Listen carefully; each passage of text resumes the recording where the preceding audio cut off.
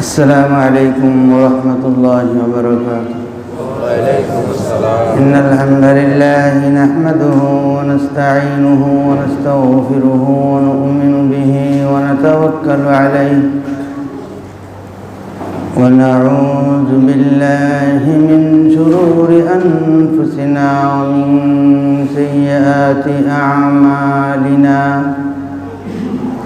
من يهد الله فلا مضل له ومن يضلل فلا هادي له. ونشهد أن لا إله إلا الله وحده لا شريك له. ونشهد أن سيدنا وسندنا وحبيبنا وطبيب قلوبنا وطبيب أرواحنا ومرشدنا ومولانا محمدا عبده ورسوله الذي أرسله بالحق بشيرا ونذيرا وداعيا إلى الله بإذنه وسراجا وقمرا منيرا. اللهم صل على سيدنا ومولانا محمد في أول كلامنا. اللهم صل على سيدنا ومولانا محمد في أوسط كلامنا. اللهم صل على سيدنا ومولانا محمد في آخر كلامنا. وصلى الله تعالى على خير خلقه محمد وعلى آله وأصحابه أجمعين. أما بعد فأعوذ بالله من الشيطان الرجيم. بسم الله الرحمن الرحيم. يا أيها النبي جاهد الكفار والمنافقين واغلظ عليهم ومأواهم جهنم وبئس المصير. صدق الله مولانا العظيم. وقال رسول الله صلى الله عليه وسلم: من يضمن لي ما بين رجليه وما بين لحييه أضمن له الجنة، أو كما قال عليه الصلاة والسلام. उपस्थित वाजिबुल एहतराम हजरत मुसल्लियान कराम, अल्लाह जल्ला शानुहु लाखो कोटी शुक्रिया। আল্লাহ রাব্বুল আলামিন আমাদেরকে এই জুমার দিনে আল্লাহ রাব্বুল আলামিনের মহান হুকুম জুমার নামাজ আদায়ের উদ্দেশ্যে আল্লাহর ঘর মসজিদে হাজির হয়ে দিনে কিছু আলোচনা করা এবং শুনবা আল্লাহ পাক আমাদেরকে তৌফিক দান করেছেন। সকলে অন্তরের অন্তঃস্থল থেকে শুকর আদায় করি আলহামদুলিল্লাহ। আমি আপনাদের সামনে পবিত্র কালামে পাক থেকে একটি আয়াত, রাসূল সাল্লাল্লাহু আলাইহি ওয়াসাল্লামের একটি হাদিসের অংশ পাঠ করেছি। আজকের দুনিয়ার মধ্যে যে মানুষের দুনিয়ার আসবাবের কোনো কমতি নেই,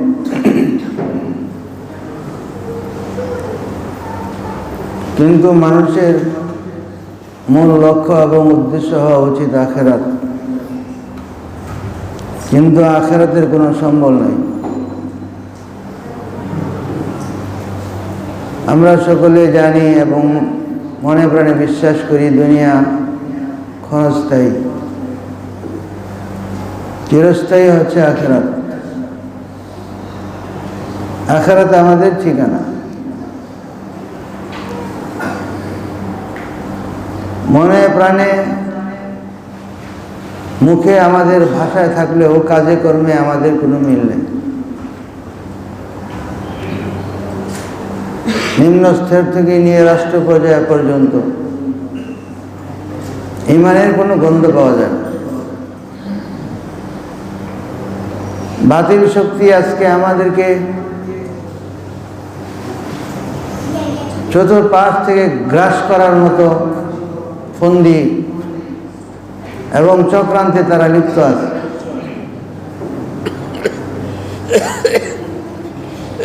শুধু একটা সময় যখন বাতিল সম্পূর্ণ মিটে গিয়েছিল, আল্লাহ পাক ঘোষণা দিয়েছিল, কুল জাআল হক ওয়া যাহাকাল বাতিল ইন্নাল বাতিলা কানা যাহুকা। রাসূল সাল্লাল্লাহু আলাইহি ওয়াসাল্লাম এর জমানা এবং খেলাফতে রাশেদার স্বর্ণযুগ, যে সময় যে জমানা চলে যাওয়ার পরে এরকম সময় আর উম্মাহ দেখেনি। বরং উম্মাহ নানান মতবিরোধ, নানান মতবাদ এবং নিজেদের আমলি অধপতনের দ্বারা বিভিন্ন বালা মুসিবতে আজকে গ্রেফতার।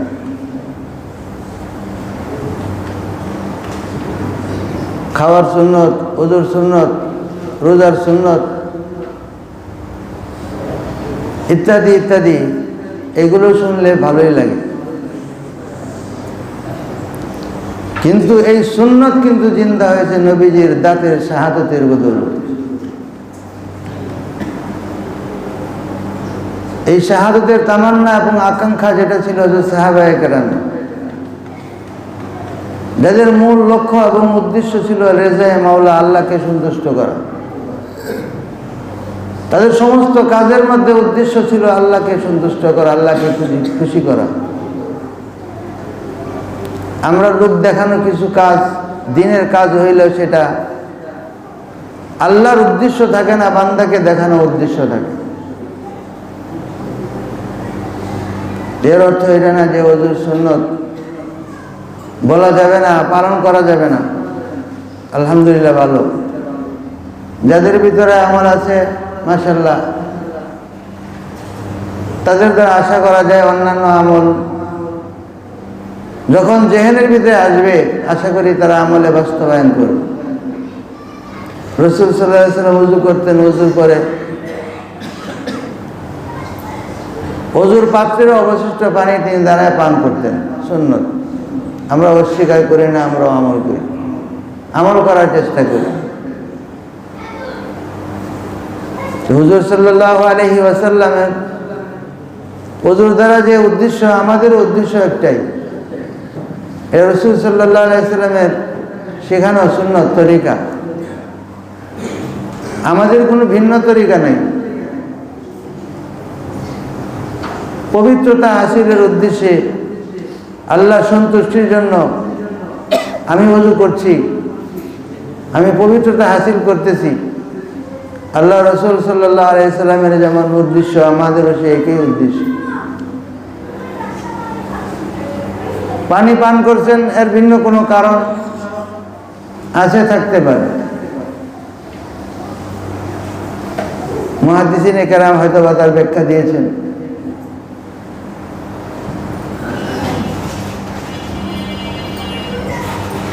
হযরত শাইখুল হিন্দ রহমাতুল্লাহ আলাইহি সবচেয়ে সুন্দর তাহকিক তিনি করেছেন। যেহেতু মানুষের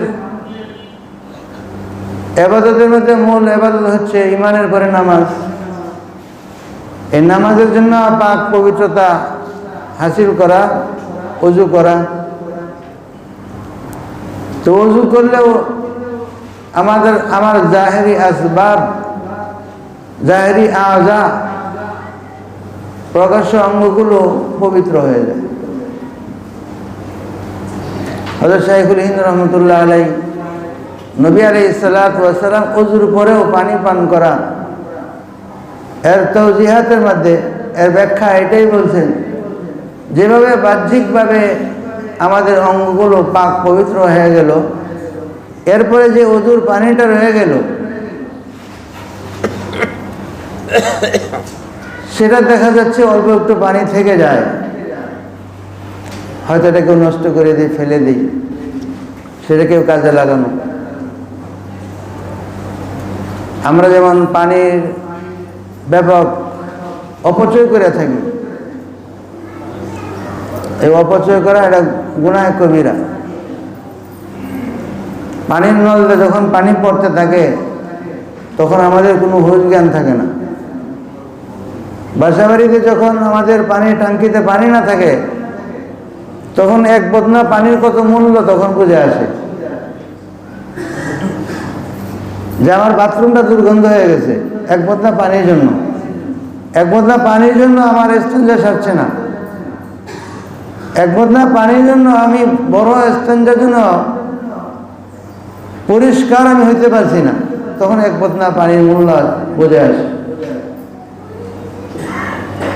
যাই হোক, ওখানে বুঝে আসে, কিন্তু মসজিদে বুঝে আসে।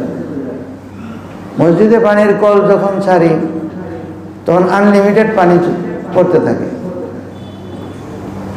বরং যদি পানি না থাকে তখন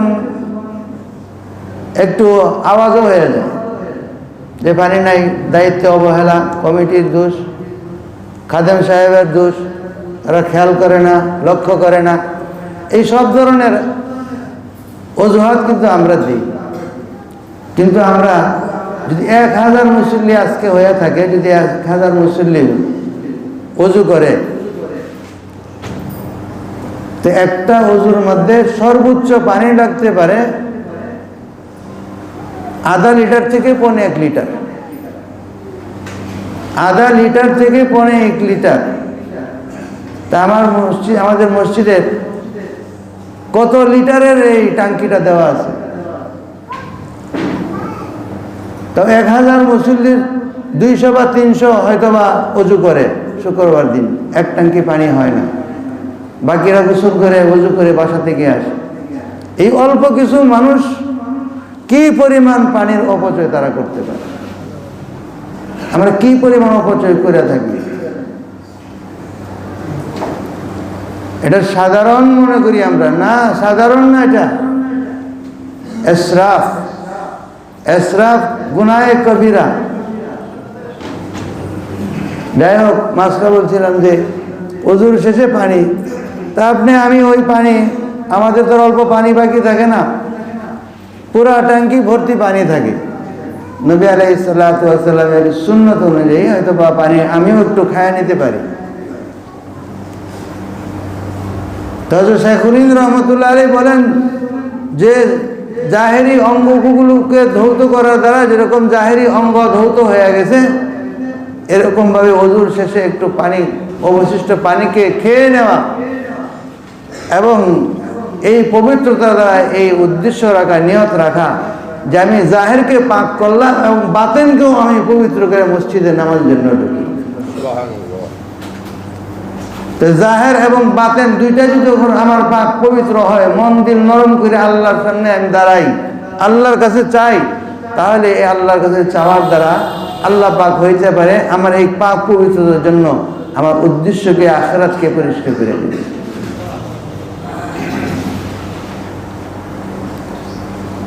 এই জন্য দিন দাওয়াত এবং মানুষের কাছে দিন পৌঁছানো, শুধু নিজে আমল না করা, অপরজনের ফিকির করা, এর নামে দাওয়াত, এর নামই হচ্ছে তাবলীগ। যেখানে দিন বন্ধ হয়ে আছে, যেখানে দিনের আমল বন্ধ হয়ে আছে, আমাদের আকাবের ওলামা তাদের সেটাও ফিকির ছিল। জাতির ভবিষ্যৎ অন্ধকার, তারা দিন নিয়ে চলতে পারবে না, দুনিয়া নিয়েও চলতে পারবে না, সেখানেও আমাদের আকাবির তারা সুচ্চার, শুধু দিন নিয়ে নয়, তারা দুনিয়া নিয়েও ছিল, দিনের সাথে দুনিয়ার উপরেও আমল ছিল, দুনিয়াতেও তারা পরাজিত হননি, বরং বিজয়ে বেছে এই দুনিয়ার বিজয় আমাদের হাতে দিয়ে গেছেন। হযরত মুজাফফর হোসেন কান্দলবি রাহিমাহুল্লাহ, কান্দলা একসময় আলেম ওলামাদের একটা মার্কাজ ছিল, কেন্দ্র ছিল। বহু বড় আলেম সেখান থেকে বের হয়েছে। কান্দলা সিমলা হয়ে দিল্লির পথে যখন যাচ্ছিলেন, যে একটা গ্রামে দেখলেন মসজিদ আছে, কিন্তু মসজিদে কোনো নামাজি নেই। আমরা যে পরিমাণে মানুষ এই বস্তিতে বাস করি, সেই পরিমাণে মসজিদের কিন্তু নামাজি নেই। মসজিদ কিন্তু যথাযথ আবাদ যেভাবে হওয়ার সেভাবে আবাদ হচ্ছে না, মসজিদের হক আদায় হচ্ছে না। তিনি দায়িত্বটা কিভাবে পালন করলেন? দেখলেন যে মসজিদ আছে, মসজিদে কোনো নামাজি নাই, ওযুর পানির ব্যবস্থা নাই, ওযু মসজিদ পরিষ্কার নাই, পরিচ্ছন্নতা নাই। একটু দূরের থেকে এক পুকুর থেকে তিনি নিজে বালতি দিয়ে পানি বহন করে পানি নিয়ে আসলেন, যে জায়গা ধৌত করার সে জায়গা ধুইলেন, মসজিদটাকে ঝাড়ু দিলেন। অনেক বড় আলেম মানুষ। আপনি আমার মতো না যে দুই একজনের উপরে দায়িত্ব দেওয়া, যে মসজিদ মানে দুই একজনের দায়িত্ব। মসজিদ পাক পবিত্র পরিচ্ছন্নতা রাখা সবার দায়িত্ব। সমানভাবে কোনো একজনকে দোষারোপ করা যাবে না। কোথাও একটু ময়লা থাকলে কাউকে দায়ী না করে নিজে ওই কাগজটা ওখান থেকে উঠাইয়া নির্ধারিত জায়গায় নিয়ে ফেলে দিই।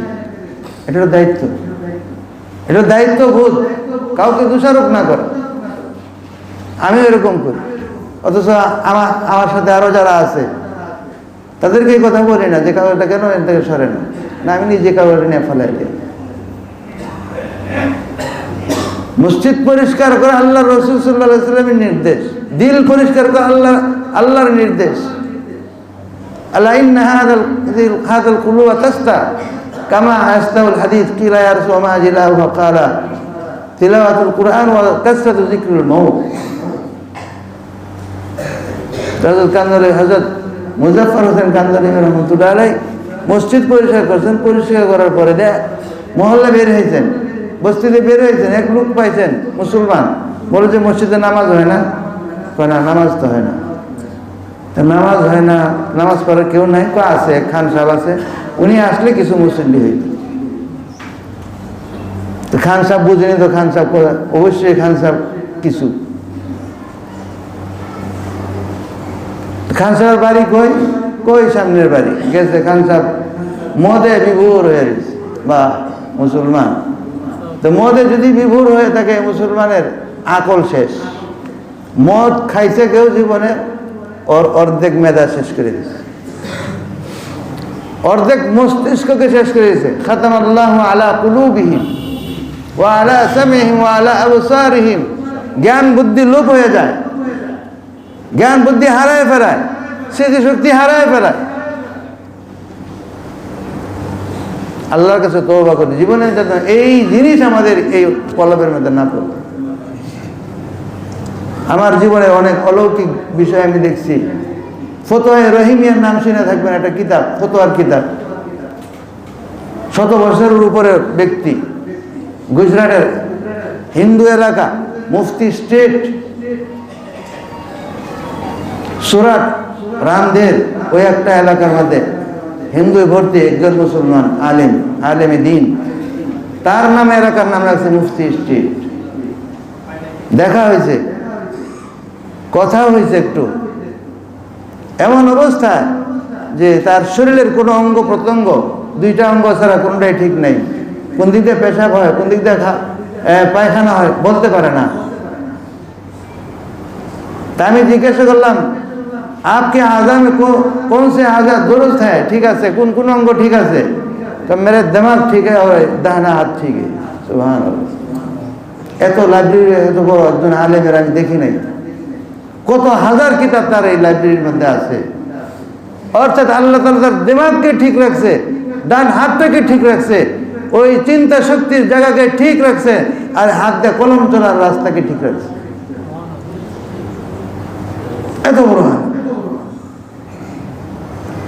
তো ওই খান সাহেবের কাছে গেছেন মদে বিভোর।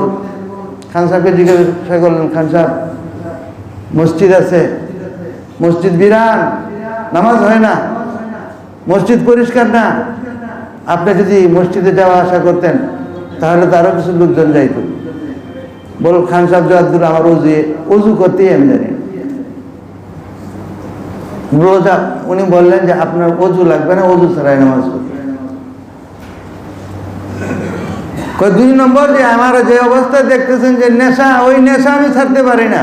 আপনি নেশাও করবেন, অজু ছাড়াও নামাজ পড়বেন, এই অবস্থায় আপনি মসজিদে যাবেন। উনি আর ওই মসজিদে নামাজ পড়েন নাই, আর একটু সামনে গেছেন। সামনে যাইয়া খোলা ময়দানের মধ্যে নামাজ পড়ে যার ও কাতার হয়ে কাঁদছেন, কান্না করছেন, কান্না করে আল্লাহর কাছে চাইতেছেন আর দোয়া করতেছেন। দোয়া করতে করতে নামাজ শেষ করছেন।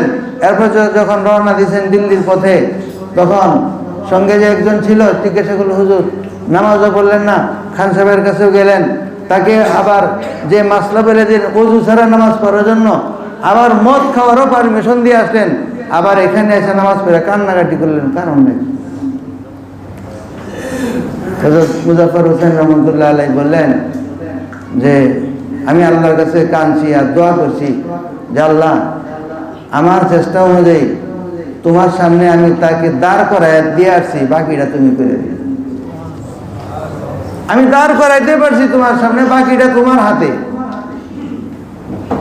দর পরে খান সাহেব কি করছে, জীবনে তো নামাজ পড়ি নাই, ওজু তো জানি না, গোসল তো করি, গোসল করে বলে গোসল করে আইসে জোহরের নামাজ পড়ার জন্য। জোহরের নামাজ পড়ছে, আসর মাগরিবের সময় বাগানে ছিল, কারণ সে তো ফুর্তির মানুষ। এমন ফুর্তি করে রক্ষিতা সবসময় পাশে থাকে, মদ যারা খায় তাদের এটা হলো নেশা, যতদিন পারে। তো বাগানে যাওয়ার পরে তার মনে আছে যে আমি যে গোসল করছিলাম, ওই গোসল তো ঠিক আছে, এরপরে তো পেশাব পায়খানা করি না। তো মাগরিব এশার নামাজও পড়ছে, মাগরিব এবং আসরের নামাজও সেই অবস্থাতেই পড়ছে। পরে এশার রক্ত আসছে। এশার রক্ত আসলে তখন তার স্মরণ হইল যে আগে তো গোসল করছিলাম, আগে গোসল করছি, গোসলটা 3 রক্ত চলে গেছে, ওজু তো জানি না। আচ্ছা হাত মুখ করে একটু ধুই, ধুইয়া সেখানে দাঁড়ায় যাই। তেসার নামাজও হাত মুখ ধুইয়া দাঁড়ায় গেছে। এরপরে ঘরে আসছে রাত্রে, আয়সা ওই যে রক্ষিতাকে পাইছে, পাওয়ার পরে বলছে যে আজকে তুমি চলে যাও, আমার খানার জরুরত, ঘরে আমি খানা খাই নি। বিবি সাহেবের সাথে দেখা সাক্ষাৎ লম্বা সময় ধরে নেই। দেখছে বিবি সাহেবকে, দেখছে তার চেহারা দেখে আল্লাহ তাআলা দিলকে পরিবর্তন করে বিবি সাহেবকে দেখে সব রক্ষিতাকে ভুলে গেছে। পরের দিন সকালবেলায় যখন আবার রক্ষিতারা আসছে, বলছে তোমাদের আর প্রয়োজন না, তোমরা চলে যাও। এক আল্লাহর ওলি খালি দোয়া করছে যে আল্লাহ, যে তোমার সামনে দাঁড় করাই দিয়েছি ওযুহীন নামাজ এবং মদের বৈধতা দিয়ে আসছি, দুনিয়ার সামনে ইতিহাস হয়ে থাকবে, বদনাম হয়ে থাকবে যে মুজাফফর হোসেন তুমি ওযু ছাড়া তুমি নামাজ পড়ার জন্য নামাজে দাঁড় করাই দিছো, আর তুমি মদের বৈধতা লাইসেন্স তুমি তাকে দিয়ে দিছো। এর জবাব ইতিহাস সাক্ষী হয়ে থাকবে, বদনাম হবে। আল্লাহর কাছে কি জবাব দিব? আল্লাহর কাছে এই জন্য আমি কান্নাকাটি করছি। আল্লাহ রাব্বুল আলামিন ওই বুজুর্গের দোয়ার ওসিলায় আল্লাহ পাক ওই মসজিদের আবাদ করনেওয়ালা তাকে বানায় দিয়েছে। একটু ফিকি হযরত শাইখুল হিন্দের কথা বলছি। শাইখুল হিন্দ কত বড় ব্যক্তি, এটা আপনারা বুঝবেন না। যারা ইতিহাস পড়ে থাকে, ইতিহাস, এই ব্রিটিশের ইতিহাস যে সারা দুনিয়াকে যে গ্রাস করছে, যে ব্রিটিশের সূর্যের কোনোদিন অস্তগমিত হইতো না, অস্ত যেত না, দুনিয়া অন্ধকার হইতো, কিন্তু ব্রিটিশের সূর্য কোনোদিন অস্ত যেত না। এই ব্রিটিশ যার নাম শুনে থরথর করে কাঁপত, যে ব্রিটিশের বিরুদ্ধে আন্দোলন করছেন এবং সেই আন্দোলনের মধ্যে যেমন ভূমিকা রাখছেন, হিন্দুরা পিছনে আসছে, হিন্দুরা সামনে আসে নাই। হযরত শাইখুল হিন্দকে দেখে তার পিছনে আসছে। শাইখুল হিন্দ তাদেরকে আপন করে নিয়েছে, বরণ করে নিয়েছে, শরীক হও। যখন টিকতে পারতেছিল না, সে পালিয়েছে হিসাবে সৌদি আরবের কাছে আশ্রয় নিয়েছিল। সৌদি আরবের তখন বাদশাহ শরীফ হুসাইন তার নাম, তায়েফ থেকে তাকে ব্রিটিশের হাতে ধরাই দেয়। 4 বছর জেল খাটছেন মাল্টা, সাইপ্রাসে বর্তমান। ওই মাল্টাতে জেল খাটছেন 4 বছর, শরীরের অবস্থা খুব নাজুক, দেখে যে মারা যাবে। তখন ব্রিটিশ সেখান থেকে মুক্তি দিয়ে বাড়িতে পাঠায় দিচ্ছে, দেশে পাঠায় দিচ্ছে।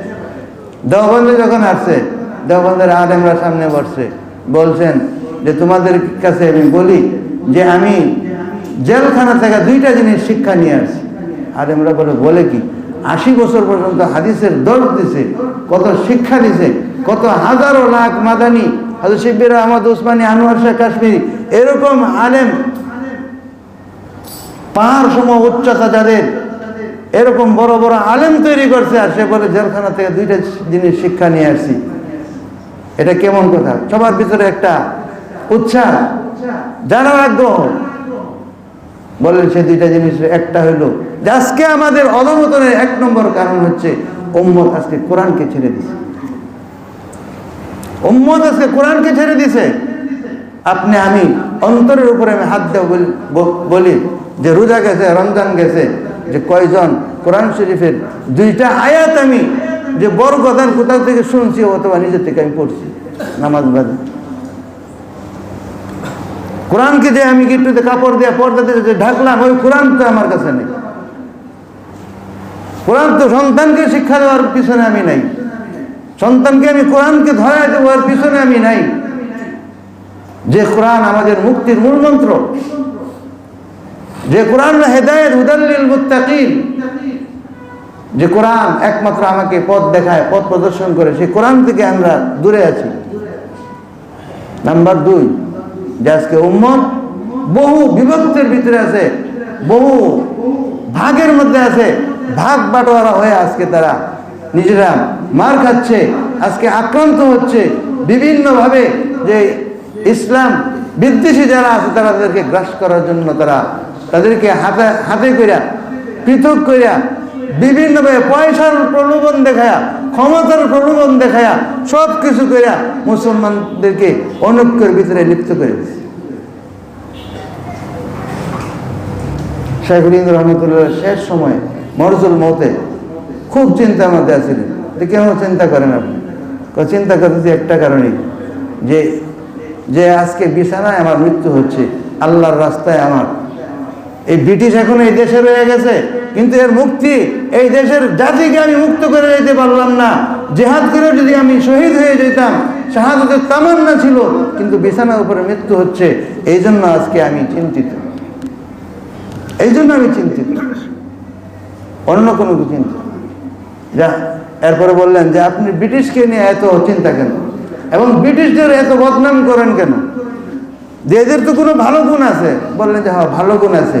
সেই ভালো গুণ হলো ম্যাকডোনাল্ড, KFCর খাবার, যে আন্তর্জাতিক ব্র্যান্ডের খাবার তোমাদেরকে খাওয়ায়, বাকি তোমাদের কাছে পয়সা নেই, সারা দুনিয়া থেকে তোমাদেরকে শোষণ করে। এই খাবার খাওয়াই তোমাদেরকে, আর কিছু ভালো কিছু তাদের মধ্যে নাই, ভালো কিছু তাদের কাছে আশা করা যায় না।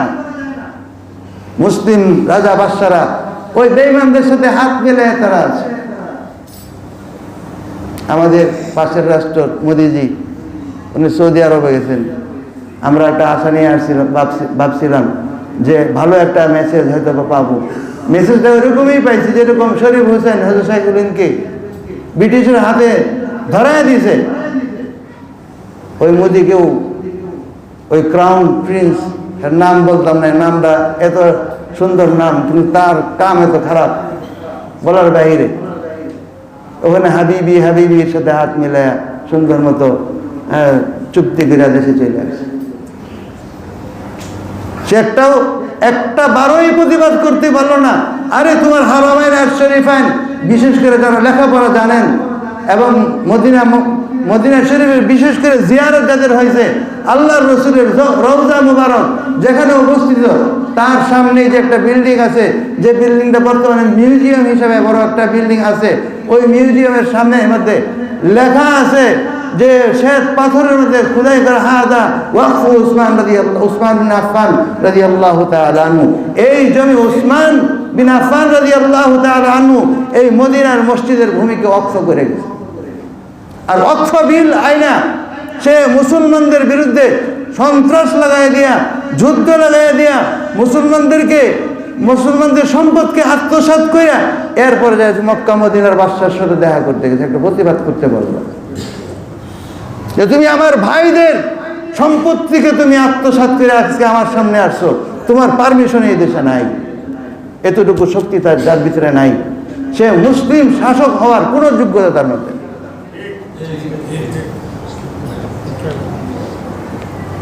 এইরকম শাসকদেরকে আমরা ধিক্কার জানাই। আমরা দেশের শাসক এই পর্যন্ত যারা আসছে, অতীতে যারা গেছে, এরা ওই ব্রিটিশদেরই পা চাটে, ওই মুসলিম রাজা বাদশাদেরই পা চাটে, কেউ তাদের পা চাটার বাহিরে নাই। গাজা মুসলমানদেরকে হত্যা করতে করতে করতে যেখানে বিল্ডিং ছিল 5 তলা 6 তলা 10 তলা বাড়িঘর ছিল, সেগুলো আজকে মরুভূমিতে রূপান্তর হয়ে গেছে। কোন মুসলিম একটা রাষ্ট্র পর্যন্ত এই পর্যন্ত নিন্দা জানাইতে পারলো না। আর 1 ঘন্টা যায় নাই কাশ্মীরে একটা সন্ত্রাসী আক্রমণ হয়ে সমর্থন করি না, কিন্তু মুসলিম রাজা আমাদের দেশ সহ সময় যেতে দেয় নাই, আর নিন্দা জানাইতেও সময় নেয় নাই। কেন? মোদিকে খুশি করতে হবে, মোদিকে রাজি খুশি করতে, আমেরিকাকে খুশি রাখতে হবে। তুমি মুসলমান ভাইকে তুমি খুশি করবা, মুসলমানকে তুমি রক্ষা করো। মুসলমান তোমার যায় আসে না, তোমরা বহুদা বিভক্ত হয়ে আছো। আল্লাহর পিটুনি যখন আসবে, ব্রিটিশের যেরকম ভাবে আসছিল তোমাদের উপর আসবে।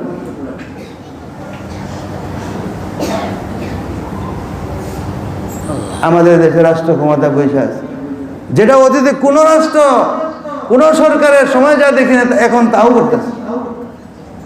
কল্পনাও করতে পারেনি যে আমাদের ঘরে ঘরে দ্বন্দ্ব লাগাই দেওয়ার পর পায় তারা চলতেছে। আপনারা তো খবরও রাখেন, ঘরে ঘরে ভাই বোনই লাগাই দিবে, মা বাপ পিতা পুত্র সন্তানে লাগাই দিবে। আল্লাহ তাআলা 1/3 সম্পদ মিরাজ হিসাবে মুসলমান নারী পুরুষের মধ্যে, পুরুষকে 2 ভাগ, কন্যাকে 1 ভাগ, আবার ওই কন্যাকে তার শ্বশুর বাড়িতে তার হাজবেন্ডের ভাগ, এটাও দিচ্ছে। 1/3 তো এখানে আছে, আবার শ্বশুর বাড়িতে এখানে আছে, আবার সন্তানের অংশ তার আছে। আমরা নারীদেরকে ইজ্জত 100% না, যদি 1,000,000% আছে, 1,000,000% অংশ অধিকার নারীদেরকে আমরা দিতে রাজি। তারা আমাদের মার জাতি, আমাদের সম্মান বেহেশতে তাদের পদতলে। আল্লাহ তাআলা যে বিধান করেছেন, সে বিধান 1/3 দিয়েছেন, 2 ভাগ ছেলেকে দিয়েছেন, 1 ভাগ মেয়েকে দিয়েছেন। এটাকে কম মনে করেন, ওই 1 ভাগই তো দিতে চায় না। এখন ওই আমাদের নারীবাদী সংস্কার কমিটি তারা অর্ধেক সুপারিশ করছে, অর্থাৎ ঘরে ঘরে ঝগড়া। 1 ভাগই যেখানে দেয় না, এখন অর্ধেক দিবেন। ঝগড়াটা কি লাগাইবেন আপনি? কি পরিমাণে ঝগড়া আপনি আমার মধ্যে লাগাই দিবেন? এই সাহস তারা কোথায় থেকে পায়? আল্লাহর হুকুমের বিরুদ্ধে কথা বলে মুসলমান নীরবে ঘুমাই গেছে। যে ঝগড়া যে আমাদের ঘরে ঘরে লাগবে 2 দিন পরে, এটার খবর নাই। ভাই বোনের ঝগড়া লাগবে, এটার খবর নাই। পিতা সন্তানের মধ্যে ঝগড়া লাগবে, এটার খবর নাই। মেয়েরা তোদের ওই 1/3 ওই অংশই তো চাইতে সাহস পায় না, দিনের বুঝ নাই জন্য সাহসই পায় না, লাজ নাই, শরম নাই। হিন্দুদেরটা ভালো লাগে, হিন্দুদেরটা সুপারিশ করো, ওইটা করো না কেন? হিন্দুদের তো কোনো অংশই নাই। বিয়ার সময় যা পারে দেয়া দিবে, আর জীবনে আর চাওয়া পাওয়া নাই। ওই বাড়িতে আড্ডার শেষ। তো সম্পদ খালি 1 জায়গায় কেন? এখানে তো ইসলাম তো নারীকে অধিকার, নারীর প্রাপ্যতা যা দেওয়ার সব দিছে। বাড়ির চাবি তো আমার বিবির হাতে, তার দিলাম না নাকি? তোমরা এগুলো কইরা পেট পালো, ওখানে যে ওই যে ইটের ভাটার মধ্যে যে মেয়েরা কাজ করে, তাদের অধিকারের কথা কখনো ভাবো না, তাদের ব্যাপারে কখনো তোমরা চিন্তা করো না। যে মেয়ের রাস্তায় মাটি কাটছে তাদের ব্যাপারে তোমরা চিন্তা করো না। গার্মেন্টসের মধ্যে কত তার অত্যাচার এবং নির্যাতনের শিকার হচ্ছে, সেগুলোর কথা তোমরা ভাবো না। তোমরা ভাবো ও যে ভাবনাটা আছে ওর পিছনে পয়সা, তোমাদের দুনিয়ার ইনকাম, আর কিচ্ছু না। 2 নম্বর যারা সবচেয়ে বড় মারাত্মক, যেটা এই দেশ হিসেবে কোনো মুসলমান সহ্য করবে না। আমাদের বিগত যে সরকার আছে, এই সরকারের এক মাননীয় এক মন্ত্রী ছিলেন, আমার এক বন্ধু, আলেমে দিন, মাদারীপুর বাড়ি, ওখানে নিষিদ্ধ একটা এলাকা ছিল। সে তার কিছু সাথী ভাইকে নিয়ে ওই নিষিদ্ধ এলাকাকে ভাঙার জন্য, শেষ করে দেওয়ার জন্য চেষ্টা করছে। তো মাননীয় মন্ত্রীর কাছে গেছেন যে আপনি এটার সমর্থন দিতে হবে। তো আমি সমর্থন দিতে পারবো না, আমার কাছ থেকে যত টাকা লাগে সমস্ত টাকা নিয়ে যাও। দেখেন যে আমি সমর্থন দিতে পারবো না, বাকি যত টাকা লাগে, সিক্রেট বিষয় এটা, যে যত টাকা লাগে টাকা নিয়ে যাও। তারা টাকা নিয়ে আসছে, টাকা নিয়ে আইসা ওইগুলোকে ভাঙ্গে একবার দর্শন করে শেষ করে দিচ্ছে। কারণ এরকম কলঙ্ক আমরা আমাদের এলাকায় রাখতে চাই। এরকম কলঙ্ক এর একটা অঞ্চল ভরে উঠবে, এটা আমাদের এলাকার কেউ কি চায়? কোনো মানুষ চায়? কোনো মানুষ চাইতে পারে না। ওই জায়গাগুলোর নাম আজ পর্যন্ত আমার কাছে মনে হয় যে এগুলো অভিশপ্ত নাম, যে নামগুলো আমার মুখ দিয়ে আসবে না। পুরান ঢাকার একটা নাম আছে, ঢাকার নারায়ণগঞ্জের একটা জায়গার একটা নাম আছে, ওই নামগুলো পর্যন্ত অভিশপ্ত। নামগুলো পর্যন্ত মানুষ উচ্চারণ করতে চায় না সহজে, ভালো মানুষ, ভদ্র মানুষ উচ্চারণ করে না। এই নারীবাদী সংস্কারবাদী কমিটি সুপারিশ করছে এই কাজের মধ্যে যারা এই কাজ যারা করে তাদেরকে রাষ্ট্রের পক্ষ থেকে শ্রমিক হিসাবে তাদেরকে স্বীকৃতি দিতে হবে। মানতে পারবেন? মানা যায়? সহ্য করা যায়? বরদাস্ত করা যায়? মুসলমান মানতে পারে? মুসলমান কোনোদিন সহ্য করতে পারে? এরা আসলে নারীবাদী সংস্কার কমিটি না, এরা হলো যৌনবাদী নারী সংগঠন। এরা যৌনবাদী, এরা যৌনতাকে ঘরে ঘরে আম করে দিতে চায়, বৈধ করে দিতে চায়, যাতে আমি আমার বিবিকে বলতে না পারি। বিবিকে যদি জিজ্ঞাসা করি তুমি কোথায় যাও, যে তোমার কি দরকার, আমি আমার জায়গায় যাই, আমি আমার কাজ আছে, আমার শ্রমিক অধিকার আছে। প্রত্যেক ঘরের মেয়ে, প্রত্যেক ঘরের মা, প্রত্যেক আমার বোন, যার যার পায়ের নিচে আমাদের বেহেশত, তাদেরকে আজকে শ্রমিক বানায়া তাদেরকে এই ঘৃণ্য কাজের মধ্যে সার্টিফিকেট দেয়া, সনদ দেয়া, স্বীকৃতি দেয়া আমাদের মা বোনদের ইজ্জত যারা নষ্ট করে, ধ্বংস করে, তারা বলি আবার আমাদের নারীদের সংস্কারের কমিটি হওয়ার যোগ্যতা রাখে। পারে কোনোদিন পারে না। জানি না ওই ব্যাটারে আল্লাহ কি দিব না দিব, এক ডাক্তার মারা গেছে, তার বউ হইল এই কমিটির প্রধান। এইরকম মানুষ, সে কি ইমান লয়ে না গেছে না লয়ে গেছে জানি না, বাকি একটা নাস্তিকের সে সংসার করে গেছে, একটা বদ্দিনের সংসার সে করে গেছে। সাহসটা পায় কোথায় থেকে? এটা মুসলিম উম্মার জন্য সাবধান হওয়া দরকার, সতর্ক হওয়া দরকার। যে কাজকে আল্লাহ তাআলা চিরদিনের জন্য জিনাকে হারাম করছে, ওই জিনাকে তারা ইন্ডাস্ট্রি বানায়া ওই পশ্চিমাদের আদলে এই দেশেও এই বৈধতা দেওয়ার পায়তারা তারা করতেছে। আমাদের দেশের পরিবর্তন, দেশ বদলের স্লোগান, দেশ বদলের গান, এই বুঝি দেশ বদল, যে আমাদের দেশের মা বোনদের ইজ্জতকে ধ্বংস করে দিচ্ছে। এতে ঘরে ঘরে যুদ্ধ লাগাই দিবে, আবার মেয়েদেরকে রাস্তায় ওই নাজায়েজ কাজের জন্য, জিনাকে যে শরীয়ত হারাম করতে সেটাকে বৈধতার জন্য শ্রমিক হিসেবে তাদেরকে সেখানে স্বীকৃতি দেওয়ার সংস্কার বাপরে বাপ, এটা কত বড় ভিন্ন জিনিস। এটা ধিক্কার জানাই, দোয়া করি আল্লাহর কাছে যারা এর পক্ষে কথা বলবে এবং আন্দোলন করবে, প্রতিবাদ করবে, আমাদের তাদের সাথে সমর্থন আছে না নাই, দোয়া আছে না নাই। আল্লাহর কাছে দোয়া করি, প্রার্থনা করি আল্লাহ তাআলা যেন আমাদের এই দেশকে রক্ষা করে, আমাদের এই দেশকে উদ্ধার করে। আমাদের হিন্দুস্তানের মুসলমান ভাইয়েরা তারা যেন ওই যেভাবে হুমকি দিচ্ছে দিল্লি থেকে, পশ্চিমবঙ্গ থেকে, যে ইসরায়েলকে যেভাবে খতম করা হয়েছে, মুসলমানদেরকে তোমাদেরকেও খতম করা হবে, কিন্তু তাদের এই স্বাদ মিটবে না, হইতে দিবে না। মুসলমান এটা বিশ্বাস করে যে এক আল্লাহর উপরে আমাদের বিশ্বাস। মৃত্যু যদি হয় ইমানি শাহাদাতের মৃত্যু আমাদের হবে, তারপরেও মুসলমান কোনোদিন এই তাগুতি শয়তানি শক্তির কাছে কোনোদিন মাথা নত করবে না ইনশাআল্লাহ। আল্লাহ তাআলা আমাদেরকে তৌফিক দান করুন। ওয়া আখিরু দাওয়ানা আলহামদুলিল্লাহ।